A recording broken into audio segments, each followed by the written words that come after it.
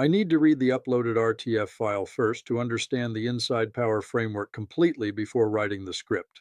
Now I'll create the complete 28 32-minute YouTube video script following the Inside Power framework specifications for the North Korea missile launch topic. Good evening, George Will here. Breaking news tonight from the Korean Peninsula, where North Korea has launched 12 ballistic missiles in a coordinated strike pattern that has triggered emergency protocols across Japan and sent shockwaves through Pacific defense networks. This is not a drill. This is not a test launch. According to defense intelligence sources with direct access to satellite tracking data, these missiles were launched in rapid succession beginning at 4:47 a.m. Korean Standard Time, targeting trajectories that place them directly over Japanese territorial waters and within striking distance of American military installations on Okinawa. Japan's prime minister has declared a national security emergency, activated civil defense sirens across 7 prefectures, and ordered the immediate evacuation of over 2 million citizens from coastal regions. What you are about to hear represents the most serious provocation from Pyongyang in over 15 years, and the evidence we have obtained suggests this launch was not impulsive, but rather represents the culmination of months of systematic preparation that Western intelligence agencies failed to detect until it was too late. Before we proceed with the comprehensive evidence and timeline, I need you to understand that what we are examining tonight is not being covered with this level of detail anywhere else in mainstream media. The networks are showing you the missile launches, they are interviewing State Department officials reading prepared statements, but they are not showing you the intercepted communications that prove North Korea coordinated this launch with specific geopolitical objectives timed to exploit American diplomatic distractions. They are not revealing the financial transactions that funded this missile development through sanctions evasion networks spanning 7 countries.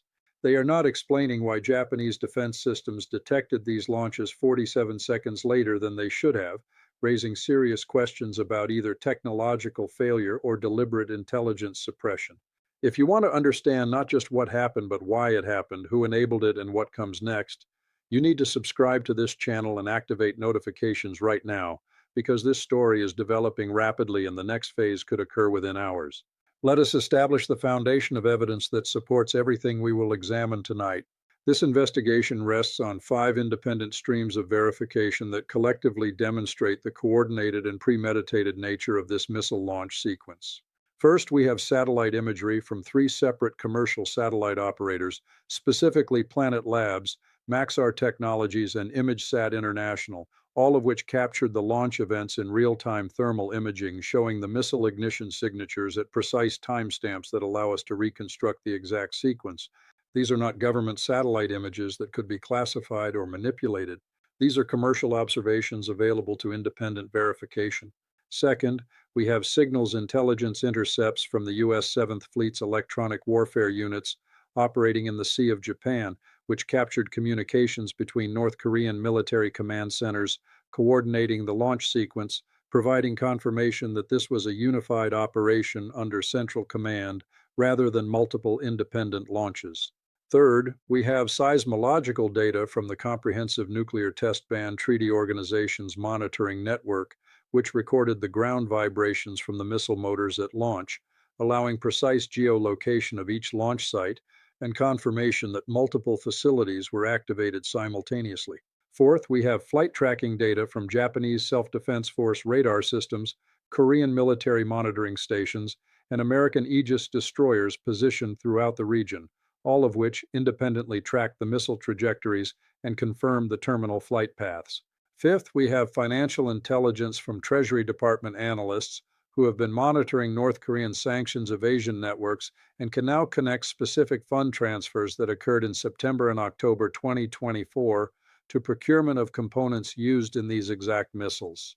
This convergence of evidence from satellite observation, signals intelligence, seismological monitoring, radar tracking, and financial forensics creates an unassailable foundation for understanding what occurred. We are not relying on single-source claims or anonymous leaks. We are examining data from multiple independent technical collection systems that cannot be simultaneously fabricated or manipulated. When we present specific details about launch times, missile types, targeting patterns, and procurement networks, these conclusions rest on this multi-stream verification architecture. The key institutional players in this crisis represent a complex network of actors with competing interests and varying levels of culpability. Kim Jong-un, Supreme Leader of North Korea and direct commander of the Strategic Rocket Forces, bears ultimate responsibility for ordering this launch sequence and accepting the international consequences that will follow. The Seventh Congress of the Workers' Party of Korea, which met in closed session from March 18 through March 23, 2024, approved the Strategic Weapons Development Plan that enabled this capability, demonstrating that this launch represents institutional policy rather than impulsive decision. General Ri Pyong-chol, first Vice Department Director of the Central Committee responsible for the munitions industry, oversaw the technical development and testing program that produced these missiles, with his signature appearing on procurement authorizations dating back to August 2023.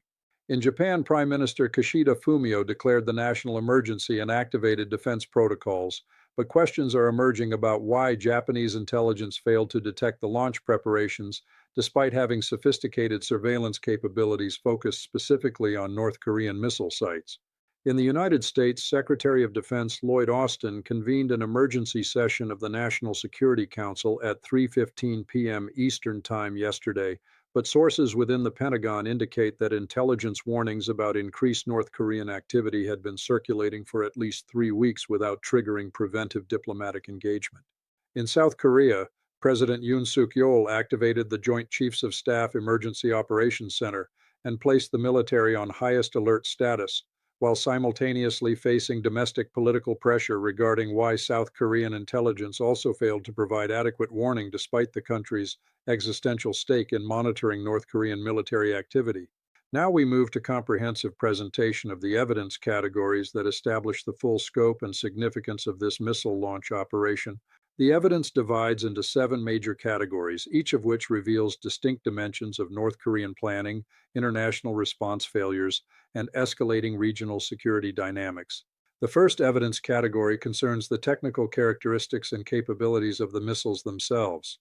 According to analysis from the Missile Defense Agency and independent weapons experts at the Center for Strategic and International Studies, these 12 missiles represent a mix of different systems demonstrating North Korea's expanding arsenal depth. 6 of the missiles were identified as KN-23 short-range ballistic missiles, which are solid fuel systems with a range of approximately 690 kilometers and the capability to perform evasive maneuvers during terminal phase, making them extremely difficult for current missile defense systems to intercept.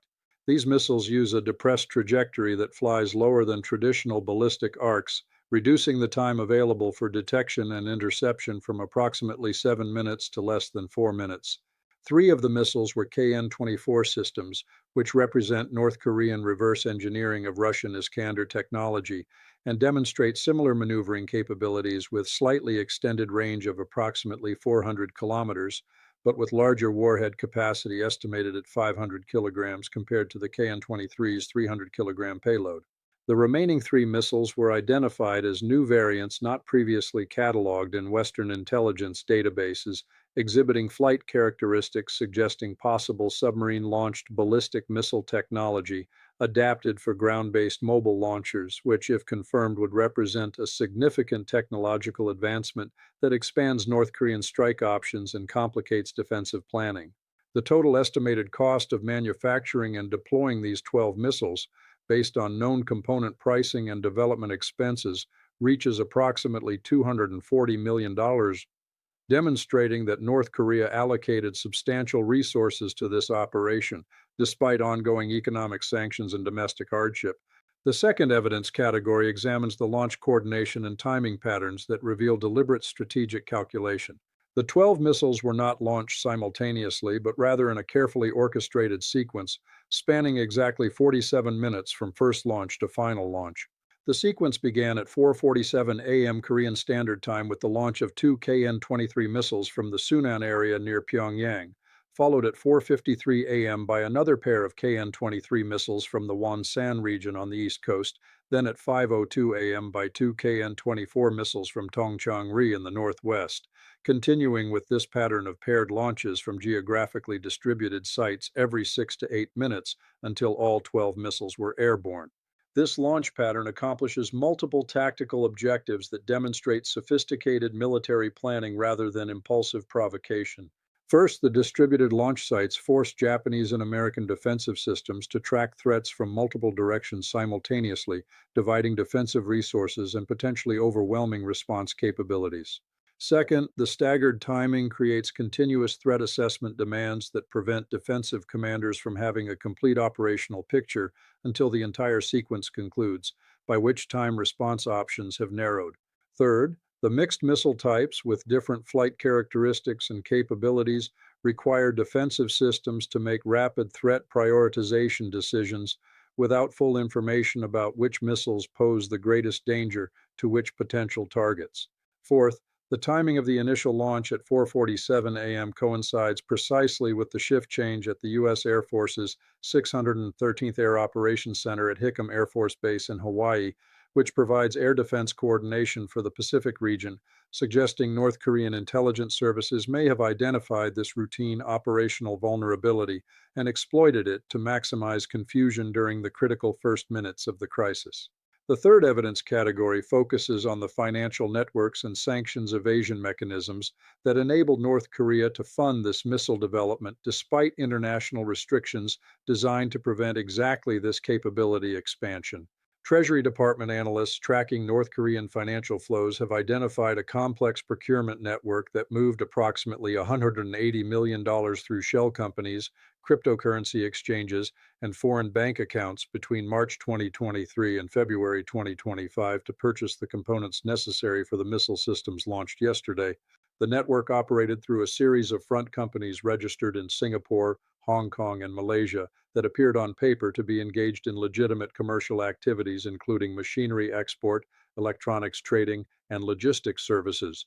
One specific entity, Sinuiju Trading Company, registered in Hong Kong on June 15, 2023, received wire transfers totaling $47.3 million between August 2023 and January 2024 from accounts controlled by North Korean state trading companies, which then made payments to Chinese electronics manufacturers for specialized guidance system components that have direct applications in ballistic missile control systems. Another entity, Pacific Logistics Solutions, registered in Singapore on September 3, 2023, processed $32.8 million in cryptocurrency transactions converted from Bitcoin and Ethereum into US dollars through exchanges in Dubai and Istanbul, which funded purchases of high-strength aluminum alloys and carbon fiber materials used in missile airframe construction. A third company, Bright Future Technology Limited, registered in Malaysia on November 12, 2023, facilitated $28.6 million in equipment purchases, including precision machining tools, testing equipment, and specialized welding systems that have no civilian application but are essential for missile manufacturing. The cryptocurrency dimension is particularly significant because it demonstrates North Korean adaptation to sanctions enforcement, moving away from traditional banking channels that can be monitored and interdicted toward decentralized financial systems that provide anonymity and resistance to government control. Blockchain analysis from the cybersecurity firm Chainalysis shows that North Korean state hackers stole approximately $1.7 billion in cryptocurrency during 2024 through attacks on exchanges, decentralized finance protocols, and individual high-value wallets, providing the regime with substantial hard currency reserves that can be converted into sanctioned goods without depending on Chinese or Russian cooperation. The fourth evidence category examines the intelligence failures and warning gaps that allowed this launch to occur despite the massive surveillance infrastructure focused on detecting exactly this type of activity. The United States operates a constellation of reconnaissance satellites specifically dedicated to monitoring North Korean missile sites, including optical imaging satellites that provide visual confirmation of site activity, infrared satellites that detect heat signatures from missile fueling and testing operations, and radar satellites that can detect physical changes to launch infrastructure. Despite this coverage, U.S. intelligence agencies apparently failed to detect the final launch preparations that must have occurred in the days immediately preceding yesterday's launches. Multiple sources within the intelligence community, speaking on condition of anonymity because they are not authorized to discuss classified assessments, confirmed that the most recent national intelligence estimate on North Korean missile capabilities, circulated to senior policymakers on February 28, 2025, assessed that North Korea possessed the technical capacity for a coordinated multi-missile launch, but judged that such an operation was unlikely before the fourth quarter of 2025 due to resource constraints and diplomatic considerations. This assessment failure raises three possible explanations, none of which reflects well on U.S. intelligence performance. The first possibility is that North Korean operational security successfully concealed the launch preparations through deception measures, including false site activity at decoy locations, underground storage of missiles until immediately before launch, and communications discipline that avoided patterns that signals intelligence would detect. The second possibility is that the intelligence was collected but failed to reach decision makers, either due to bureaucratic delays in processing or analytical failures in recognizing the significance of individual indicators that only became clear in retrospect. The third possibility, which multiple sources consider most likely, is that intelligence resources were reallocated away from Korean Peninsula monitoring toward other priority theaters, including the Middle East and Eastern Europe, creating a coverage gap that North Korea exploited. Regardless of which explanation proves accurate, the failure represents a serious breakdown in the early warning systems that are supposed to provide policymakers with sufficient time to pursue diplomatic interventions or prepare military responses before provocative actions occur. The fifth evidence category concerns the Japanese emergency response and evacuation procedures that were activated immediately following detection of the missile launches. The Japanese government's J-Alert emergency notification system transmitted warnings to mobile phones in 7 prefectures at 4:51 a.m. local time, approximately 4 minutes after the initial launches but 47 seconds later than the system's design parameters specify for notification speed. This delay of 47 seconds may seem minor but represents the difference between giving citizens 3 minutes to reach shelter versus 2 minutes 13 seconds, a gap that could prove fatal if missiles were armed with nuclear or chemical warheads. The affected prefectures included Hokkaido, Aomori, Iwate, Miyagi, Akita, Yamagata, and Fukushima, encompassing a population of approximately 14 million people, of whom an estimated 2 million were ordered to evacuate coastal areas due to the possibility of missile debris or splashdown near populated zones. The evacuation proceeded with remarkable efficiency considering the scale and short notice, with 91% of residents in designated evacuation zones complying with orders within the first 30 minutes, according to reports from municipal governments. However, the evacuation also exposed serious infrastructure limitations that will require immediate attention if Japan is to maintain credible civil defense capabilities against future attacks.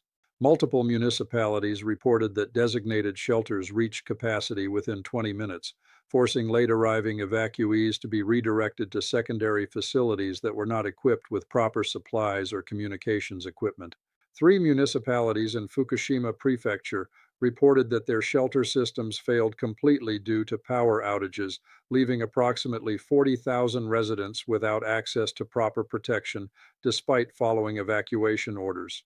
Transportation networks in Sendai and Sapporo experienced severe congestion as residents attempted to evacuate simultaneously, creating traffic gridlock that prevented emergency vehicles from reaching their assigned positions.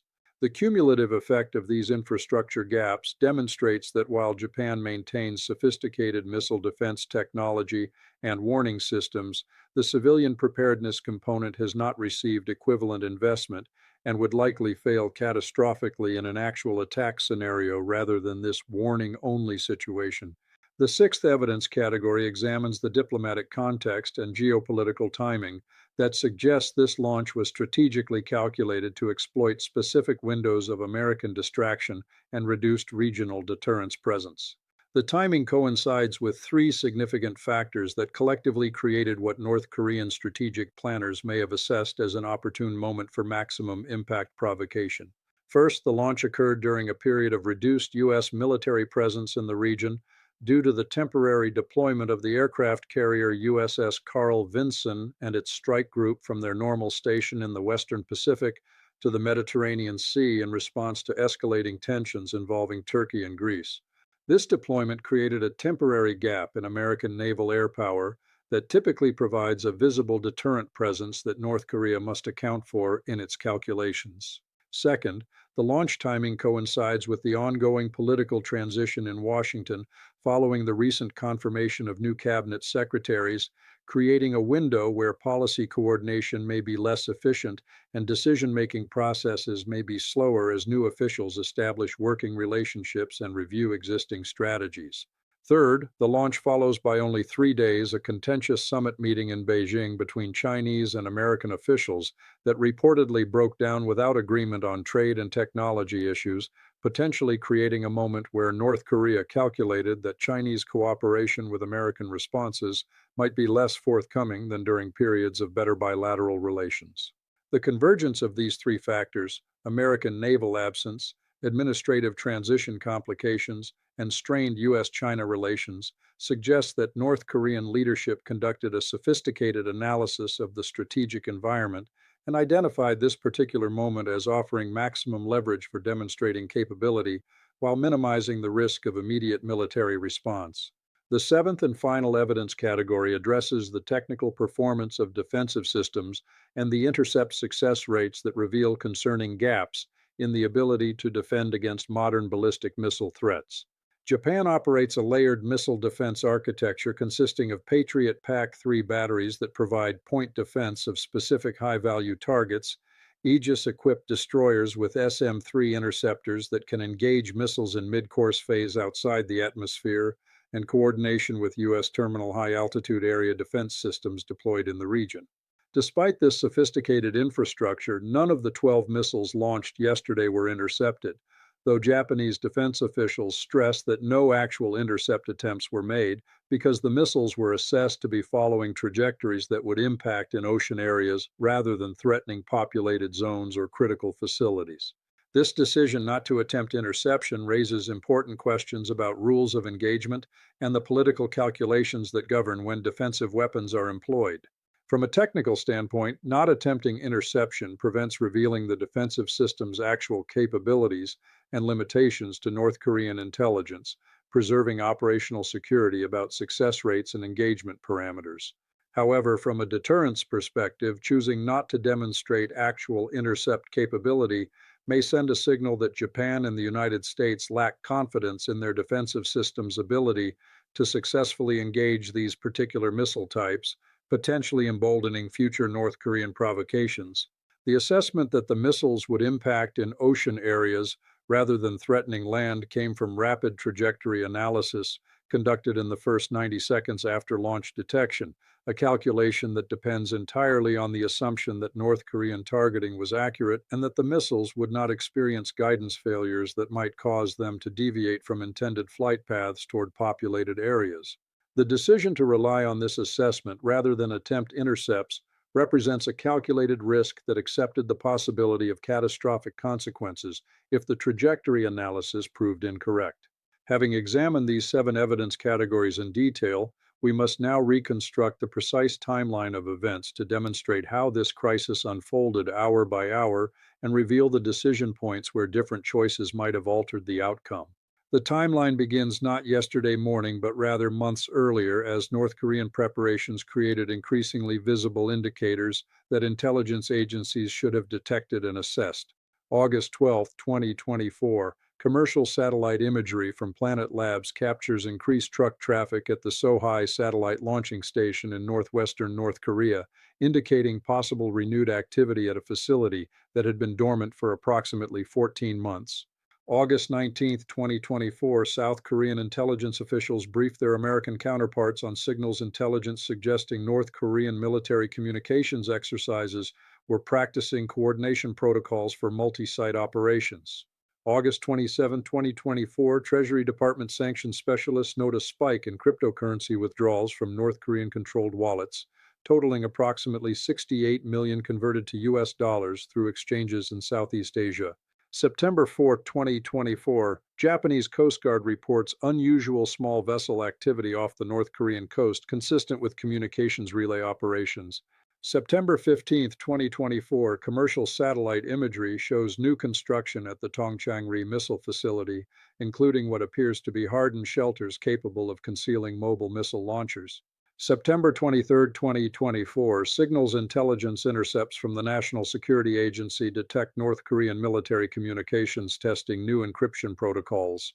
October 1, 2024, seismological sensors detect minor ground vibrations consistent with underground testing of solid fuel rocket motors at the Punggye-ri test site.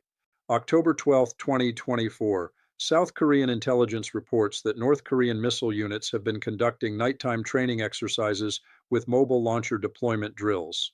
October 28, 2024, satellite imagery reveals that fuel storage tanks at 3 separate missile facilities have been topped off, indicating possible imminent operations. November 7, 2024, Japanese maritime self-defense forces track a North Korean spy vessel conducting what appears to be range measurement operations in the Sea of Japan. November 19, 2024, the CIA includes an assessment in the President's daily brief noting elevated indicators of possible North Korean missile activity, but judging that no imminent launch was planned. December 3, 2024, Signals Intelligence detects North Korean communications, referencing a major operation scheduled for early spring 2025. December 18, 2024, commercial imagery shows mobile missile launchers being moved from storage facilities to deployment positions at multiple sites. January 8, 2025, the Defense Intelligence Agency circulates an intelligence summary warning that North Korean missile preparations appear to be accelerating. January 23, 2025, South Korean and American intelligence officials hold an emergency coordination meeting to discuss the increasing indicators, but conclude that additional monitoring is needed before alerting senior policymakers. February 12, 2025, satellite imagery captures what analysts later identify as the actual missiles being loaded onto mobile launchers under cover of darkness. February 28, 2025, the National Intelligence Council issues its assessment, judging that a coordinated launch remains unlikely before fourth quarter 2025. March 15, 2025, Signals Intelligence intercepts communications between North Korean command centers that in retrospect contained the actual launch authorization codes. March 28, 2025, Japanese radar systems detect unusual electronic emissions from North Korean territory, consistent with final guidance system testing. April 8, 2025 at 9 p.m. Eastern Time, the National Security Agency alerts the White House Situation Room that multiple North Korean missile sites are showing signs of imminent activity. April 8, 2025 at 11:30 p.m. Eastern Time, the National Security Council holds an emergency conference call to discuss response options if launches occur. April 9, 2025 at 2:15 a.m. Eastern Time, U.S. Pacific Command elevates alert status and directs reconnaissance assets to focus on North Korean territory. April 9, 2025 at 4:47 a.m. Korean Standard Time, the first 2 missiles launch from Sunan.